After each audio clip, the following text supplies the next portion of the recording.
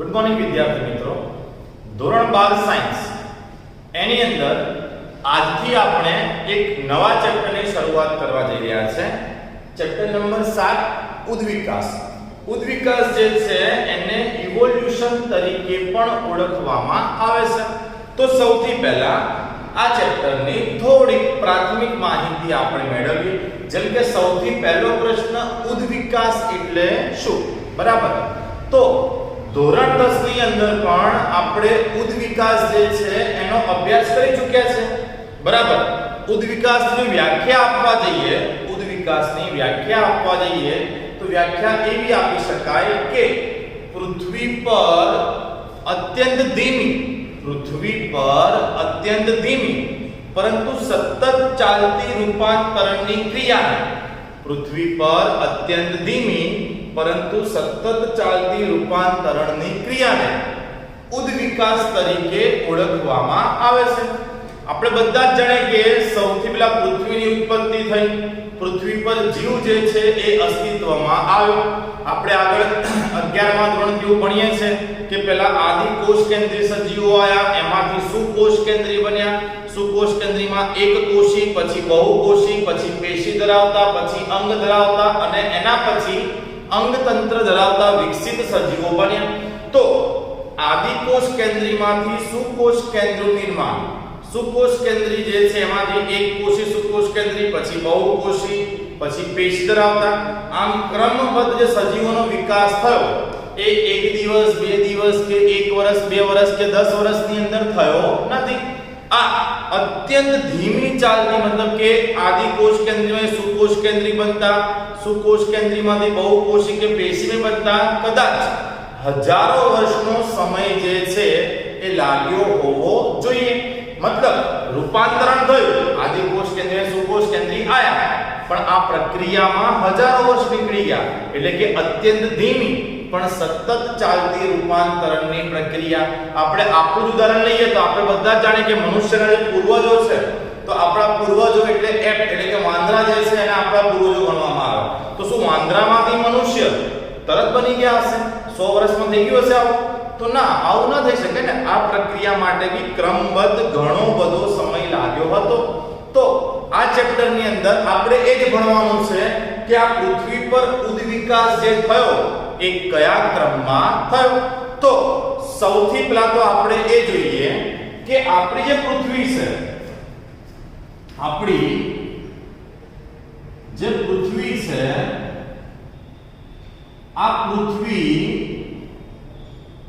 એ સૂર્યમંડળનો એક નાનકડો ભાગ છે. આપણી પૃથ્વી જે છે એ સૂર્યમંડળનો એક નાનકડો ભાગ છે. આપણું જે સૂર્યમંડળ છે એ આકાશગંગાનો એક નાનકડો ભાગ છે. અને આ જે આકાશગંગા છે, આકાશગંગા જે છે એ બ્રહ્માંડનો એક ભાગ છે. બરાબર. મતલબ સૌથી પહેલા અસ્તિત્વમાં કોણ આવ્યું? તો સૌથી પહેલા અસ્તિત્વમાં કોણ આવ્યું હોવું જોઈએ? બ્રહ્માંડ જે છે એ અસ્તિત્વમાં આવેલું હોવું જોઈએ. એવું માનવામાં આવે છે કે બ્રહ્માંડની ઉત્પત્તિ આજથી 20 બિલિયન વર્ષ પહેલા થઈ. વિચારજો મિત્રો, બ્રહ્માંડની ઉત્પત્તિ આજથી 20 બિલિયન વર્ષ પહેલા થઈ. 1 બિલિયન બરાબર 100 કરોડ થાય. 1 બિલિયન બરાબર કેટલા થાય? 100 કરોડ. મતલબ આમ જોવા જઈએ તો બ્રહ્માંડની ઉત્પત્તિ જે છે એ 2000 કરોડ વર્ષ પહેલા થઈ. કદાચ 2000 ની પાછળ 2 ની પાછળ આપણે શૂન્ય બી ગોઠવવા જઈએ તો બી ક્યાંક ભૂલા પડી જાય. એટલા સમય પહેલા બ્રહ્માંડની ઉત્પત્તિ થઈ. અને આ 2000 કરોડ વર્ષ પહેલા બ્રહ્માંડની ઉત્પત્તિ થઈ અને તેમાંથી પૃથ્વી ક્યારે છૂટી પડી? પૃથ્વી ક્યારે અસ્તિત્વમાં આવી? તો એવું માનવામાં આવે છે કે 4.5 બિલિયન વર્ષ પહેલા, એટલે 450 કરોડ વર્ષ થયા.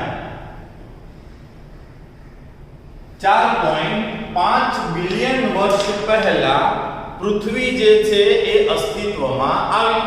હવે 450 કરોડ વર્ષ પહેલા એટલે કે 4.5 બિલિયન વર્ષ પહેલા પૃથ્વી અસ્તિત્વમાં આવી તો એમાં સૌપ્રથમ જીવ ક્યારે ઉત્પન્ન થયો હશે?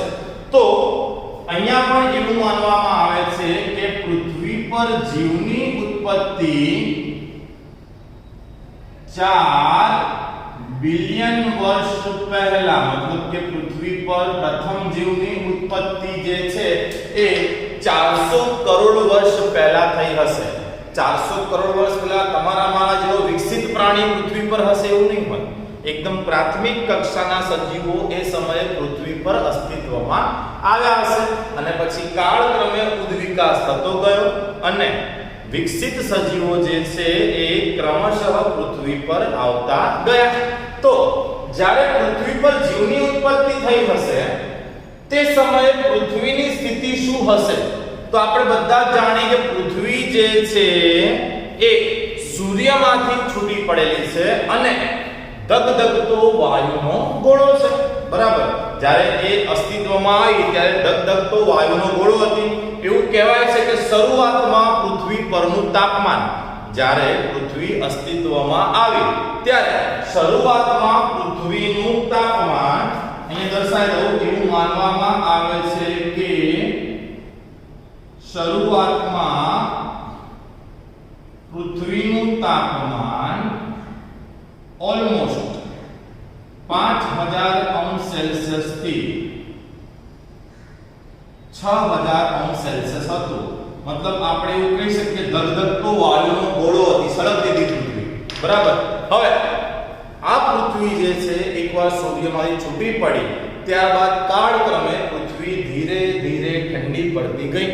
તો જ્યારે જીવની ઉત્પત્તિ થઈ ત્યારે પૃથ્વી પર વાતાવરણ કેવું હતું એનો આપણે અભ્યાસ કરીએ કે જીવની ઉત્પત્તિ સમયે પૃથ્વીની સ્થિતિ કેવી હતી. તો જીવની ઉત્પત્તિ સમયે પૃથ્વી ઉપર ઊંચું તાપમાન હતું. બરાબર, તાપમાન જે છે ખૂબ કેવું હતું? ઊંચું હતું. તેની સાથે વાતાવરણની અંદર હલકા તત્વો વાયુ સ્વરૂપે રહેલા હતા. પૃથ્વીના વાતાવરણમાં હલકા તત્વો વાયુ સ્વરૂપે રહેલા હતા. આ હલકા તત્વો એટલે કયા કયા? તો જેવા કે મિથેન, ત્યારબાદ એમોનિયા, ત્યારબાદ હાઇડ્રોજન, ત્યારબાદ હિલિયમ અને તેની સાથે સાથે પાણી પણ અસ્તિત્વમાં હતું. પણ ખાસ યાદ રાખજો મિત્રો કે શરૂઆતની અંદર પૃથ્વી પર પાણી જે છે એ વરાળ સ્વરૂપે અસ્તિત્વમાં હતું, પ્રવાહી સ્વરૂપે હાજર ન હતું. તો વરાળ સ્વરૂપે કેમ હતું? કારણ કે તાપમાન ખૂબ જ ઊંચું હતું, જેના કારણે પાણી જે છે એ આપણને બાષ્પ સ્વરૂપે તે સમયે જોવા મળતું હતું. તેની સાથે સાથે પૃથ્વી જે છે એના પેટાળમાં મધ્યમાં પોલ વિસ્તાર જેને કહેવાય તે જગ્યા ઉપર ભારે તત્વો જેવા કે આયર્ન અને નિકલ જેવા તત્વો જે છે એ પૃથ્વીના પેટાળમાં હાજર હતા. અને ખાસ નોંધવું રહ્યું કે શરૂઆતના સમયગાળા દરમિયાન વાતાવરણમાં ઓક્સિજન હાજર ન હતું, એટલે કે ઓક્સિજન જે છે તેની ગેરહાજરી હતી. અને ઓક્સિજન ગેરહાજર હતું, હાઇડ્રોજન જે છે એ હાજર હતું. માટે આવું વાતાવરણ જે છે એ રિડ્યુસિંગ વાતાવરણ તરીકે ઓળખાતું હતું. મતલબ પૃથ્વીનું શરૂઆતનું જે વાતાવરણ હતું એ કયા પ્રકારનું હતું? તો રિડ્યુસિંગ પ્રકારનું વાતાવરણ હતું. તેની સાથે સાથે પૃથ્વી પર યુવી રેઝ એટલે કે અલ્ટ્રાવાયોલેટ કિરણોની પણ હાજરી હતી. તો આ થયું શરૂઆતમાં જ્યારે જીવની ઉત્પત્તિ થઈ તે સમયે પૃથ્વીની સ્થિતિ કેવી હતી. હવે આપણી પાસે એવો પ્રશ્ન છે કે પૃથ્વી પર જીવની ઉત્પત્તિ કઈ રીતે થઈ? પૃથ્વી પર સજીવ કઈ રીતે અસ્તિત્વમાં આવ્યો? તો અલગ અલગ વ્યક્તિઓ દ્વારા, અલગ અલગ ધર્મ દ્વારા પૃથ્વીની ઉત્પત્તિ માટે અલગ અલગ વ્યક્તિઓ અને અલગ અલગ ધર્મ દ્વારા પૃથ્વીની ઉત્પત્તિ માટે અલગ અલગ પ્રકારના સિદ્ધાંતો આપવામાં આવેલા છે. જેમ કે અહીંયા જીવની ઉત્પત્તિ માટેના અલગ અલગ એવા 7 સિદ્ધાંત આપણે દર્શાવ્યા છે અને આ સાતે જે છે તેનો આપણે 1 બાય 1 અભ્યાસ કરવાનો છે. તો જોઈએ, સૌથી પહેલો છે વિશિષ્ટ સર્જનવાદ, ત્યારબાદ અજીવ જનનવાદ, ત્યારબાદ જીવ જનનવાદ, ત્યારબાદ ઉલ્કા પાષાણવાદ, પછી આપત્તિવાદ, શાશ્વતતાવાદ અને જૈવિક ઉદ્વિકાસ. હવે આ ટોપિક શરૂ કરતા પહેલા તમને એક વસ્તુ એ કહી દઉં કે આપણી બુકની અંદર આ ચેપ્ટર જે છે જેટલી ડિટેલમાં હોવું જોઈએ એટલી ડિટેલમાં આપેલું નથી. જેમ કે આ બધા જ વાદ જે છે, બરાબર, એ રીતે અલગ અલગ રીતે આપણને બુકની અંદર દર્શાવેલા નથી. પહેલી વસ્તુ, આવું ઘણું બધું આ ચેપ્ટરમાં આવશે કે જે તમને બુકમાં જોવા નહીં મળે. પણ આપણે આ ચેપ્ટર જે છે એને જો વ્યવસ્થિત સમજવું હોય તો દરેકે દરેક ટોપિક જે છે એનો ડીપલી આપણે અભ્યાસ કરવો પડશે. બાકી બુકની લેંગ્વેજ એવી ટફ છે કે ટોપિક શરૂ કરી તો દેશે, પણ એક ટોપિકમાંથી કૂદીને બીજા ટોપિકમાં, ત્યાંથી ત્રીજા ટોપિકમાં, મતલબ કે જે પ્રમાણનું વર્ણન હોવું જોઈએ, સચોટ વિસ્તારપૂર્વક માહિતી ધરાવતું વર્ણન, એવું વર્ણન આપણને બુકમાં આપેલું નથી. એટલે માત્ર બુક વાંચીને આ ચેપ્ટર તૈયાર કરવું એ ખૂબ અઘરું છે, બરાબર. તો આપણે પ્રયત્ન એવો કરીએ કે દરેક થિયરીને અલગ કરીને એને ખૂબ સરળતાથી તમારી સામે રજૂ કરી શકીએ કે જેના કારણે તમે સરળતાથી આ બધી ઘટનાઓ, આ બધી બાબતો જે છે તેને સમજી શકો. તો જોઈએ, અહીંયા આપણે પહેલો સિદ્ધાંત આપણે જોઈએ વિશિષ્ટ સર્જનવાદ, બરાબર. સૌથી પહેલો સિદ્ધાંત જે આપણે જોઈએ આ સિદ્ધાંત છે વિશિષ્ટ સર્જનવાદ. તો આ સિદ્ધાંત જે છે એ સંપૂર્ણતઃ ધાર્મિક માન્યતાઓ પર આધારિત છે. આ સિદ્ધાંત સંપૂર્ણતઃ ધાર્મિક માન્યતાઓ પર આધારિત છે. વિશિષ્ટ સર્જનવાદ જે છે એક પ્રકારની સ્પેશિયલ ક્રિએશન. અહીંયા એવું માનવામાં આવે છે કે આ પૃથ્વી જે છે એ ભગવાન દ્વારા અસ્તિત્વમાં આવી અને ભગવાન દ્વારા જ સજીવોનું સર્જન કરવામાં આવ્યું. સ્વર્ગની અંદરથી જ ભગવાન દ્વારા મનુષ્યો જે છે એ પૃથ્વી પર મોકલવામાં આવ્યા. તમે જોઈએ તો અલગ અલગ ધર્મની વાત કરીએ તો બાઇબલની અંદર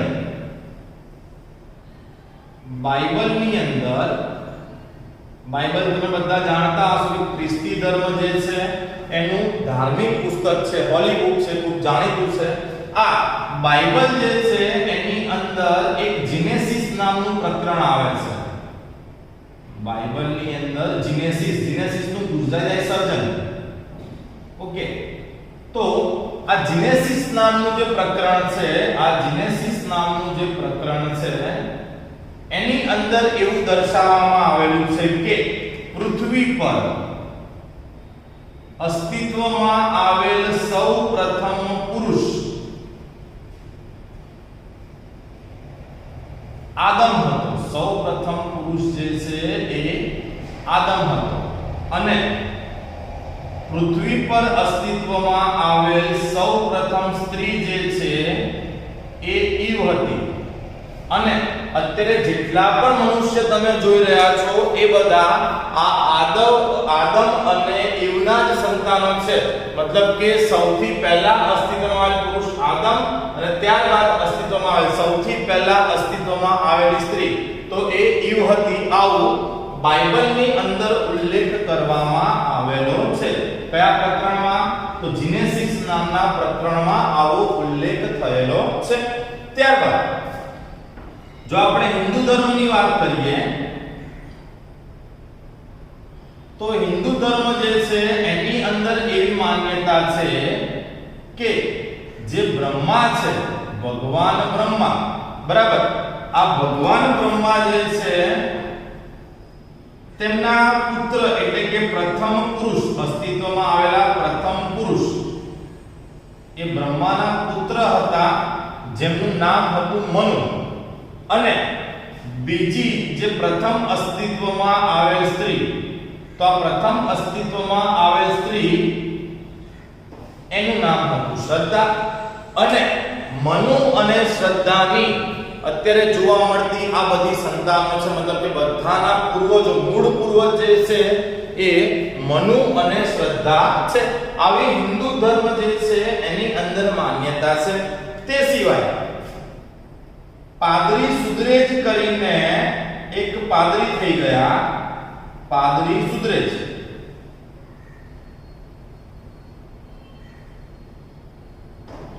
પાદરી સુધરેજ જે છે એમનું એવું માનવું હતું કે આ સમગ્ર જીવ જે છે, આ સમગ્ર જીવનું સર્જન,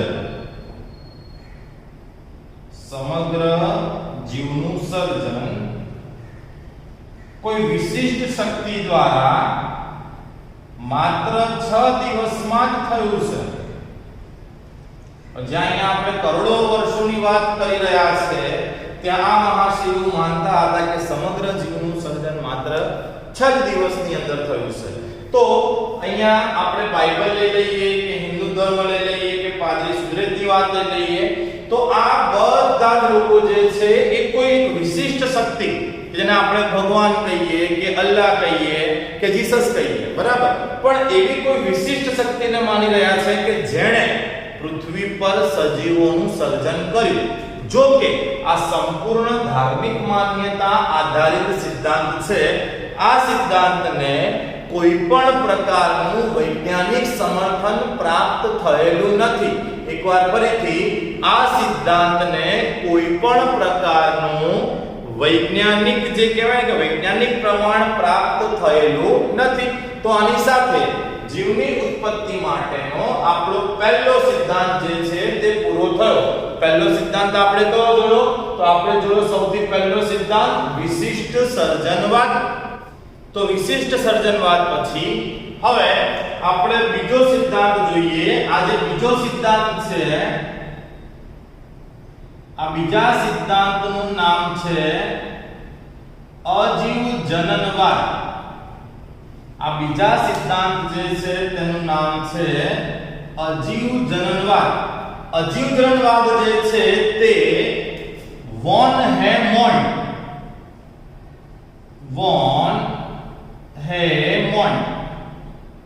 દ્વારા સમજાવવામાં આવ્યો અને એમનું એવું માનવું હતું કે અજૈવિક ઘટકોમાંથી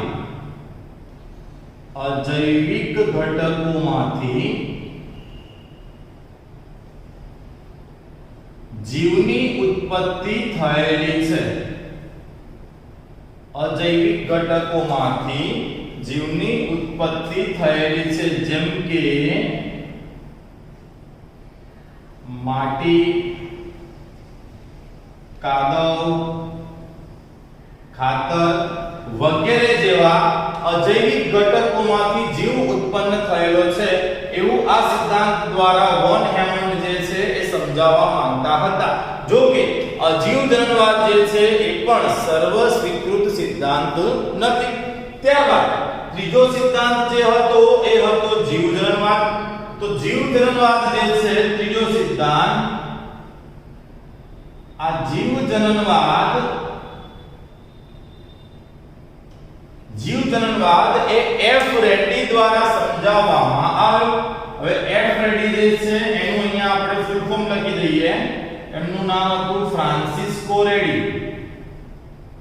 એમનું નામ શું હતું? Francisco ready. અને ફ્રાન્સિસ્કો રેડી જે છે એ એવું માનતા હતા કે જૈવિક ઘટકોમાંથી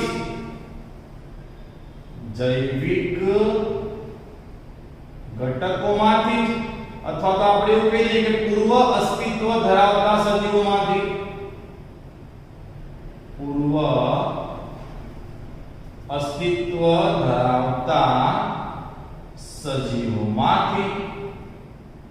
નવા સજીવોનું નિર્માણ થયું.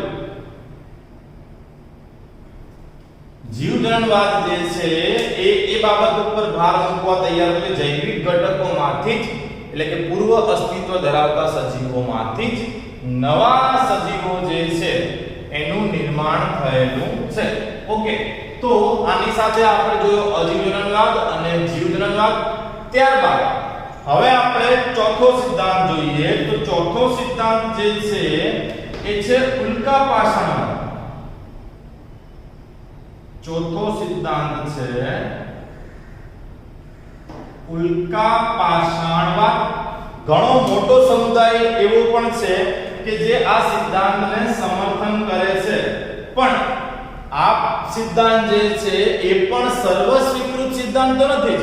આ સિદ્ધાંતમાં એવું કહેવામાં આવતું હતું કે વિશિષ્ટ અવકાશીય કણો, જ્યારે ઉલ્કાઓ પૃથ્વી પર આવી રહી હતી ત્યારે વિશિષ્ટ અવકાશીય કણો, અથવા તો એના માટે શબ્દ આપણે બીજાણુ શબ્દ પ્રયોગ કરી લઈએ.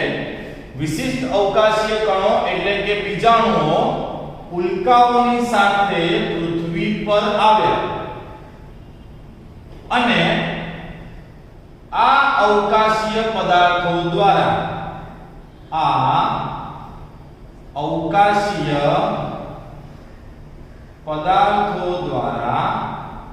કે આ બીજાણુઓ દ્વારા જીવની ઉત્પત્તિ થઈ. બરાબર. એટલે ઉલ્કા પાષાણવાદ આપણને એવું સમજાવવાનો પ્રયત્ન કરે છે કે પૃથ્વી પર જીવની ઉત્પત્તિ એ વિશિષ્ટ અવકાશીય પદાર્થો કે જેને આપણે બીજાણુ તરીકે ઓળખી શકીએ, આ વિશિષ્ટ પ્રકારના બીજાણુ જે અવકાશમાંથી પૃથ્વી પર આવ્યા અને એમાંથી જીવની ઉત્પત્તિ થઈ હોવી જોઈએ. તો આ ચોથો સિદ્ધાંત પણ પૂરો થયો, આપણો ઉલ્કા પાષાણવાદ. ત્યારબાદ પાંચમો સિદ્ધાંત જે છે, આ પાંચમા સિદ્ધાંતને આપત્તિવાદ તરીકે ઓળખવામાં આવે છે. તો આપત્તિવાદ જે છે એ કુવિયર દ્વારા સમજાવવામાં આવ્યો. આપત્તિવાદ જે છે તે કુવિયર દ્વારા સમજાવવામાં આવ્યો અને તેમનું એવું માનવું હતું કે પૃથ્વી પર કાળક્રમે જે આપત્તિઓ આવી, આ આપત્તિઓમાંથી નવા સજીવનું સર્જન થયું છે.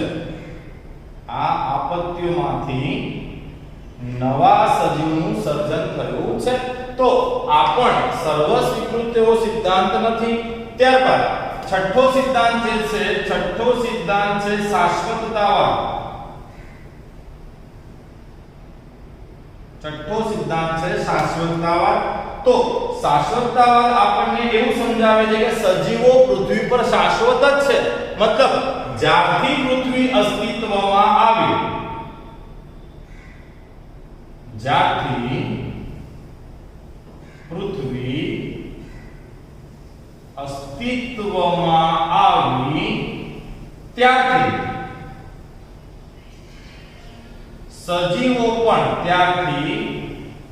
સજીવો પણ અસ્તિત્વમાં આવે છે. મતલબ જેમ અજૈવિક ઘટકો પહેલેથી હતા તેમ જૈવિક ઘટકો પણ પૃથ્વી પર પહેલેથી હાજર છે. આવું શાશ્વતતાવાદ જે છે એની અંદર માનવામાં આવે છે. જો કે આ જેટલા પણ વાદ અત્યાર સુધી આપણે ભણ્યા, આ બધા વાદ જે છે એને વૈજ્ઞાનિક સમર્થન મળવું કે સર્વ સ્વીકૃતિ મળવી, તો એવું કંઈ આપણને જોવા મળ્યું નથી. બરાબર. આમાંથી કોઈને સર્વ સ્વીકૃત ગણવામાં આવતા નથી. પણ અલગ અલગ પ્રકારની થિયરી છે, અલગ અલગ લોકોનું અલગ અલગ વિચારસરણી છે અને જેને અહીંયા આપણે રજૂ કરેલી છે. હવે છેલ્લો સિદ્ધાંત જે આપણે ભણવાનો છે તે છે જૈવિક ઉદ્વિકાસ. જૈવિક ઉદ્વિકાસ જે છે એ ક્રમશઃ પૃથ્વી પર જે ફેરફાર થયા અને કઈ રીતે સજીવ ઉત્પન્ન થયા એ વસ્તુને ખૂબ વિસ્તારપૂર્વક અને ખૂબ ભારપૂર્વક આપણને સમજાવે છે. તો આ જે જૈવિક ઉદ્વિકાસ છે, આ જૈવિક ઉદ્વિકાસનો જે સિદ્ધાંત છે એનો આપણે આવતા લેક્ચરમાં અભ્યાસ કરીશું. આજે આપણે અહીંયા સુધી રાખીએ. આપણે જોયું કે જીવની ઉત્પત્તિની અંદર બ્રહ્માંડ ક્યારે અસ્તિત્વમાં આવ્યું, પૃથ્વીની ઉત્પત્તિ કે જીવની ઉત્પત્તિ ક્યારે થઈ, જીવની ઉત્પત્તિ સમયે પૃથ્વીની સ્થિતિ કેવી હતી, અથવા જીવની ઉત્પત્તિ માટેના અલગ અલગ સિદ્ધાંત આપણે જોયા, જેમ કે અજીવજનનવાદ જોયો, જીવજનનવાદ જોયો, ત્યારબાદ ઉલ્કા પાષાણવાદ, આપત્તિવાદ, શાશ્વતતાવાદ, સૌથી પહેલા વિશિષ્ટ સર્જનવાદ પણ જોયો. હવે એક જ સિદ્ધાંત બાકી છે, એ છે જૈવિક ઉદ્વિકાસ. આ જૈવિક ઉદ્વિકાસ જે છે એનો આપણે